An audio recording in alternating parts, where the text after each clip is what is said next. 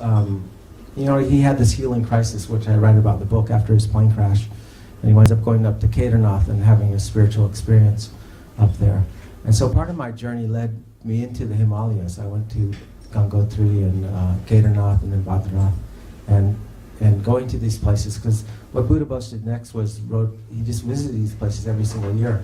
It's in 1947 when he went up there for the first time to Kedarnath after he was in this plane crash.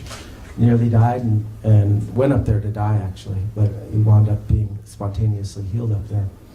Now his healing is really interesting because he had been in the plane crash and suffered a broken spine and burns all over his face and his body, and went to a lot of doctors. He was in Brussels and then went to New York City and then in San Francisco.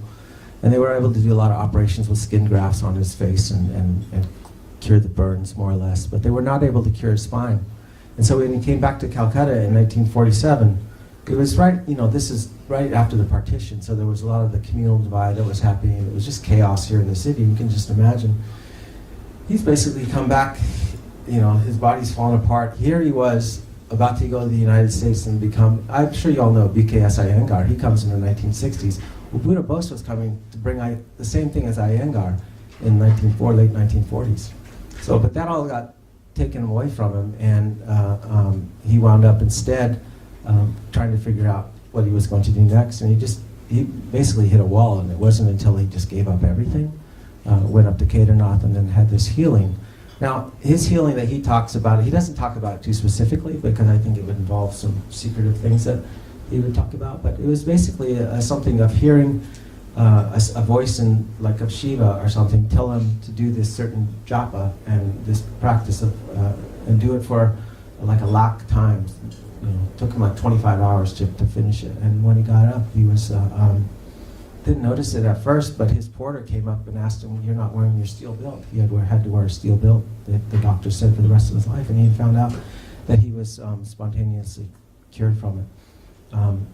So that was his sort of spontaneous healing. And after that, he went every year from 1947 onward up until the mid-60s to the Himalaya mountains to do treks all over the place. And eventually he wrote a book that's called Holy Kailas, which documents his travels and whatnot throughout there.